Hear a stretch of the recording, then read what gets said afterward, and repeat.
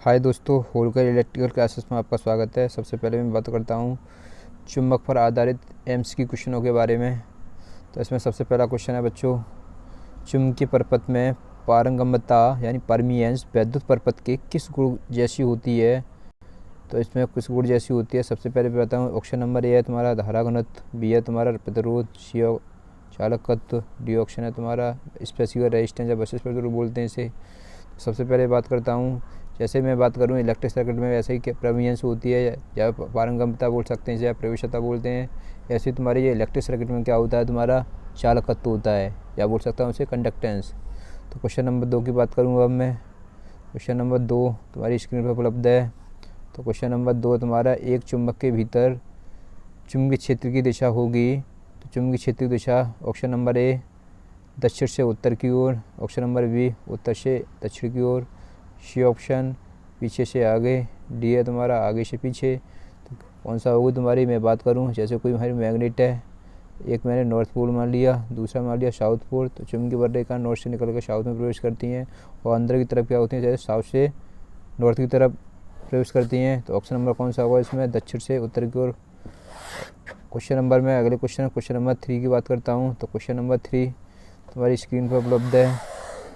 तो question number 3 है तुम्हारा, फ्लेमिंग के बाएं हाथ का नियम प्रयुक्त करते समय निम्न में से कौन सही संकेत इंगित करता है।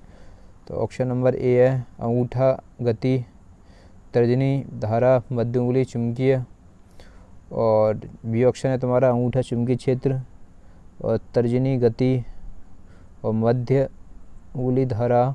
सी ऑप्शन है तुम्हारा अंगूठा गति, तर्जनी चुंबकीय क्षेत्र और मध्य उंगली धारा, और डी ऑप्शन है अंगूठा धारा, तर्जनी गति, मध्य उंगली चुंबकीय क्षेत्र। तो जल्दी से जल्दी बताइए इसमें ऑप्शन नंबर कौन सा ठीक है। तो बात में पकड़ूँ बच्चों, जो फ्लेमिंग के बाएं हाथ का नियम है या इसे लेफ्ट हैंड रूल बोल सकते हैं। तो ये क्या, इसमें क्या होता है, अंगूठा क्या दर्शाता है तुम्हारा मोशन, और तर्जनी उंगली क्या बोल सकते हैं, तर्जनी उंगली चुंबकीय क्षेत्र की दिशा दर्शाती है और मध्य उंगली धारा की दिशा दर्शाती है। और ये नियम फ्लेमिंग के लेफ्ट हैंड रूल बच्चों ये किस पर आधारित है, तुम्हारे डीसी मोटर पर आधारित है। तो इसमें ऑप्शन नंबर कौन सा है, सी ठीक है। तो अगले क्वेश्चन की बात करता हूँ मैं, और अगला क्वेश्चन है इसमें क्वेश्चन नंबर 4, फ्लेमिंग के बां हस्त नियम। तो फ्लेमिंग का जो बां हस्त नियम है तो बच्चों या बोल रहे लेफ्ट हैंड रूल किस पर आधारित है तुम्हारा। तो ऑप्शन नंबर ए चालक की गति, ऑप्शन नंबर बी चालक में जनित विद्युत वाहक बल, ऑप्शन नंबर सी उत्पन्न चुंबकीय फ्लक्स की दिशा, ऑप्शन नंबर डी इनमें से कोई नहीं है। तो जल्दी से जल्दी बताइए मुझे इसमें ऑप्शन नंबर कौन सा ठीक है। तो बच्चों इसमें कौन सा है तुम्हारा, मैं बात करूं चालक में जनित विद्युत वाहक बल की दिशा दर्शाता है। ऑप्शन नंबर कौन सा है इसमें, बी। अगले क्वेश्चन की बात करूं, अगला क्वेश्चन है तुम्हारा, यदि दो चुंबकीय ध्रुवों के मध्य की दूरी डी है तो उनके मध्य बल होगा। तो बच्चों मैंने फॉर्मूला, ये ऑप्शन है तुम्हारा इसमें डी के प्रति समानुपाती और बी डी के व्युत्क्रमानुपाती या समानुपाती।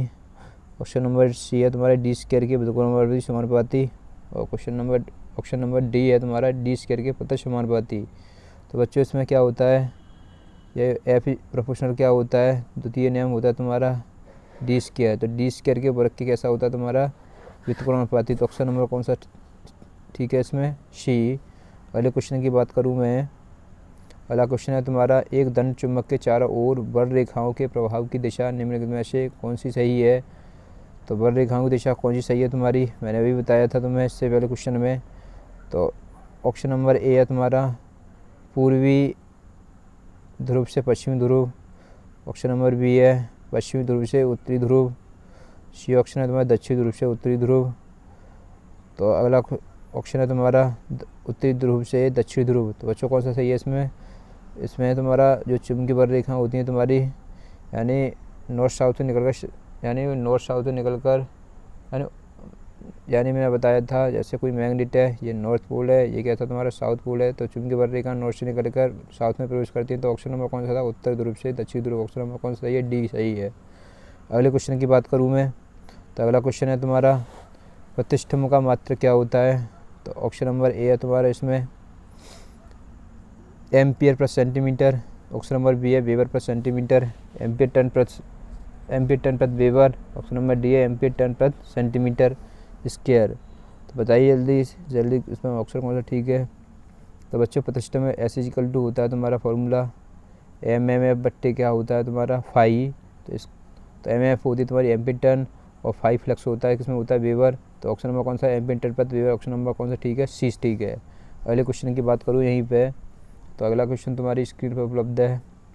चुंबकीय सामग्री में हिस्टेरिस क्षति निम्न पर निर्भर करती है, तो किस पर निर्भर करती है। तो ऑप्शन नंबर ए की बात करूं तो ऑप्शन नंबर ए है इसमें हिस्टेरिस पास का क्षेत्रफल, ऑप्शन नंबर बी है तो इसमें क्षेत्र के उत्क्रमण की आवृत्ति, ऑप्शन नंबर सी है चुंबकीय सामग्री का आयतन, ऑप्शन नंबर डी है ये सभी।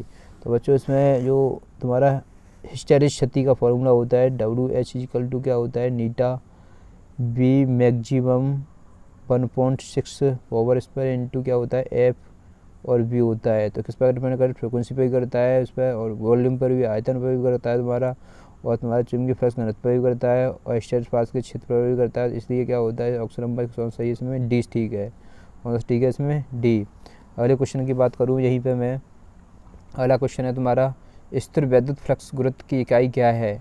तो ऑप्शन नंबर ए है इस पर फेरेड प्रति मीटर, ऑप्शन नंबर बी है कूलम प्रति वर्ग मीटर, ऑप्शन नंबर सी है वेबर प्रति वर्ग मीटर, ऑप्शन नंबर डी है इनमें से कोई नहीं। तो बच्चों फॉर्मूला होता है इसका B क्या होता है 5/A, चुंबकीय फ्लक्स घनत्व का फॉर्मूला क्या होता है B 5/A। तो 5 होती है वेबर में, और जो एरिया होता है तुम्हारा किसमें होता है क्षेत्रफल में, तो क्या होगा तुम्हारा वेबर प्रति वर्ग मीटर। तो ऑप्शन नंबर कौन सा ठीक है इसमें, ऑप्शन नंबर सी। अगले क्वेश्चन की बात करूं तो अगला क्वेश्चन है तुम्हारी स्क्रीन पर उपलब्ध है। फ्लेमिंग के बाएं हाथ का नियम लागू होता है, जो फ्लेमिंग का लेफ्ट हैंड रूल है बच्चों मैंने इससे पहले बताया था, किस पर आधारित है DC मोटर पर, किस पर आधारित है तुम्हारे DC मोटर पर। और मैं यहीं पर बात करूं फ्लेमिंग के राइट हैंड रूल की, राइट हैंड रूल होता है बच्चों मोटर पर आधारित है, किस पर आधारित है, मोटर पर। अगले क्वेश्चन की बात करूँ, अगला क्वेश्चन है तुम्हारा सस्पेंड टेंस का व्युत्क्रम क्या होता है। तो सस्पेंड टेंस का व्युत्क्रम तो मैं बात करूं जो ए ऑप्शन है इसमें एडमिटेंस, बी ऑप्शन है इसमें चालकता यानी कंडक्टेंस, सी ऑप्शन है इसमें रेजिस्टेंस, और डी ऑप्शन है रिएक्टेंस। तो बच्चों में बात करूँ जो इम्पीडेंस के व्युत्क्रम को क्या बोल सकते हैं, एडमिटेंस बोलते हैं। ऐसे ही बात कर रहा हूँ जो रजिस्टिविटी होती है या बोल सकते हैं इसे प्रतिरोधकता के व्युत्क्रम को क्या बोल सकते हैं, चालकता बोलते हैं। और मैं अगले कुछ ऑप्शन की बात करूँ प्रतिरोध, यह होता है तुम्हारा कंडक्टेंस के व्युत्क्रम को क्या बोल सकते हैं, प्रतिरोध बोलते हैं। ऐसे ही शेष क्या बचा इसमें रिएक्टेंस, तो रिएक्टेंस किसका होता है तुम्हारा सस्पेंड टेंस के व्युत्क्रम को क्या बोल सकते हैं, रिएक्टेंस के व्युत्क्रम को क्या बोल सकते हैं, सस्पेंड टेंस कहते हैं। तो ऑप्शन नंबर कौन सा ठीक है इसमें, डी। अगले क्वेश्चन की बात करें यहीं पे, तो अगले वाला क्वेश्चन है मैग्नेटिक प्रेरण में प्रेरित EMF = मानस के चुंबकीय फ्लक्स के बदलने की दर, यहाँ मानस चिन्ह दर्शाता है। तो ए ऑप्शन है लेंज का नियम, बी ऑप्शन है फैराडे लॉ, सी ऑप्शन है bio Savart's law, D option है एम्पियर लॉ। तो इसमें क्या दर्शाता है तुम्हारे, जल्दी से जल्दी बताइए मुझे। तो क्या होता है इसमें, दर्शाता है लेंज लॉ। अगले क्वेश्चन की बात करूँ यहीं पे, तो अगला क्वेश्चन है तुम्हारा, तो अगला क्वेश्चन अभी मैं दूसरी PDF के माध्यम से बताना चाह रहा हूँ। तो अगला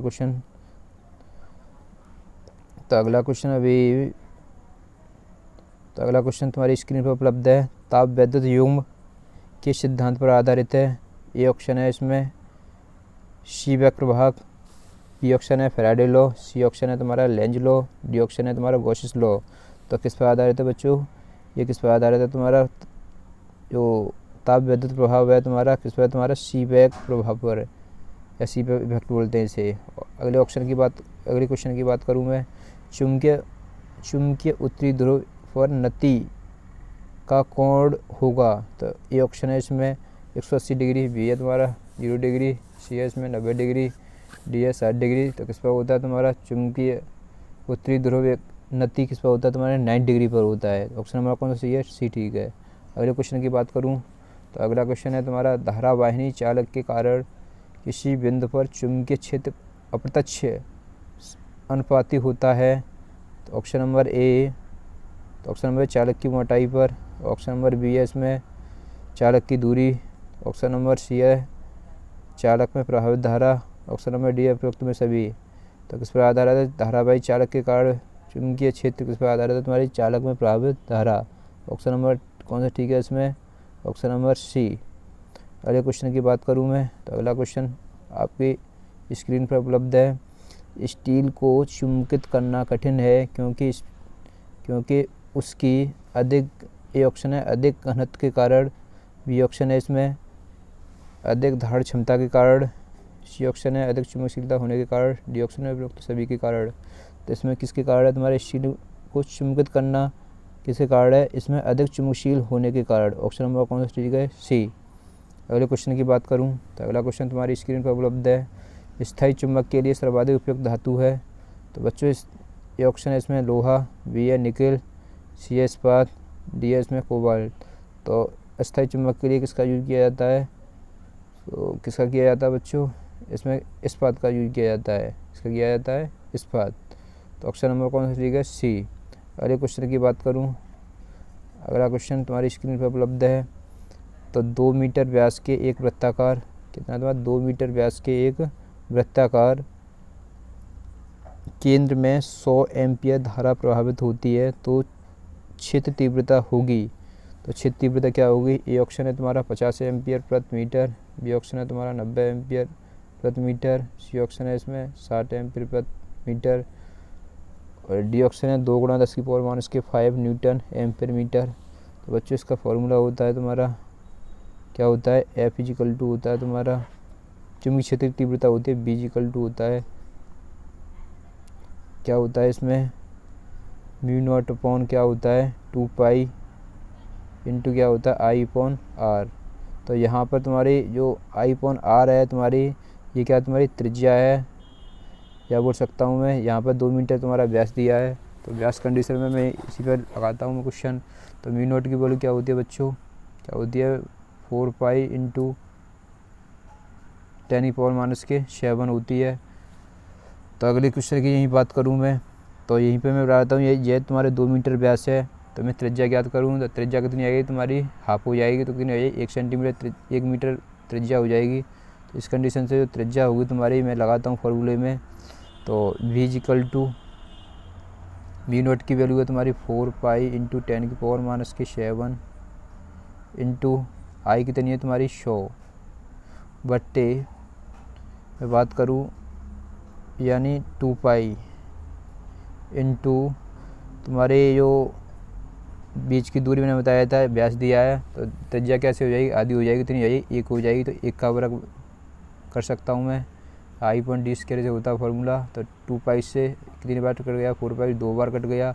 तो मैंने 100 दूनी कितने होते हैं? 2 से। तो 2 से गुणा 10 की पावर कितना आया? -7। तो मैं पॉइंट को इधर लेके आऊँगा तो कितना बचेगा? 2 × 10 की पावर -7। तो ऑप्शन नंबर कौन सा ठीक है इसमें? डी। कौन सा ठीक है बच्चों इसमें? डी। अगले क्वेश्चन की बात करूँ मैं तो अगला क्वेश्चन है तुम्हारा स्क्रीन पर उपलब्ध है। 2 चुम्बकों के बीच की दूरी आधी कर दी जाए, दोनों चुम्बकों के बीच आकर्षण या विकर्षण उनके मूल मान की तुलना करने पर होगा। तो ए ऑप्शन है इसमें 4 गुना, बी ऑप्शन है इसमें 3 गुना, सी ऑप्शन है इसमें 1/2 गुना, डी ऑप्शन है 1/4 गुना। तो कितना होगा? 2 चुम्बकों के बीच की दूरी आधी कर दी जाए। तो इसमें पूछ रहा है तो क्या होता है इसमें? F = होगा, यहीं पे मैं बात करूँ न्यूमेरिकल निकालने की कोशिश करता हूँ। तो F = क्या होगा यहाँ पर? K/1/D²। तो बीच की दूरी कितनी है तुम्हारी? हाफ है।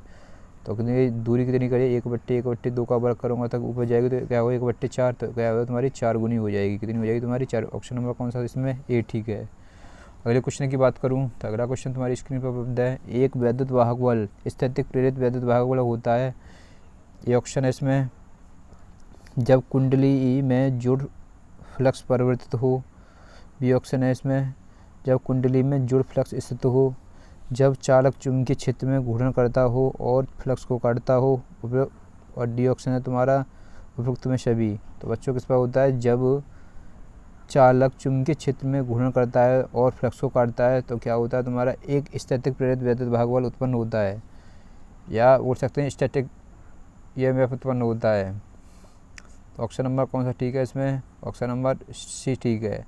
अगले क्वेश्चन की बात करूं, अगला क्वेश्चन है स्थायी चुंबक को जब 2 भागों में तोड़ा जाता है तब दोनों भाग, ये ऑप्शन है दोनों भागों में चुंबकत्व समाप्त हो जाता है, बी ऑप्शन है प्रत्येक भाग में एक दक्षिणी ध्रुव और एक उत्तरी ध्रुव होता है, तो बच्चों मेरे कोई मैग्नेट है मेरी, तो मैग्नेट के मैं कई टुकड़े कर दूँ, तो इसके जो नॉर्थ पोल और जो साउथ पोल हैं ये कैसे हो जाते हैं, प्रत्येक टुकड़े के अलग अलग नॉर्थ पोल और साउथ पोल होंगे। तो इस कंडीशन में क्या होगा, प्रत्येक भाग एक दक्षिणी ध्रुव और एक उत्तरी ध्रुव होगा। तो ऑप्शन नंबर कौन सा ठीक है इसमें, बी।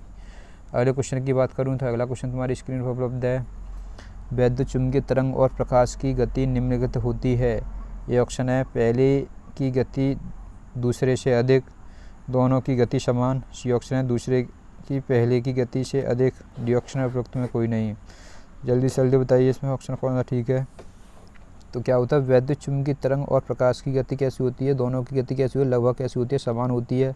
कभी कभी पूछ लेता है कि वैद्युत चुम्बकीय तरंग और प्रकाश की जो गति होती है दोनों की कैसी होती है, तुम्हारी समान होती है।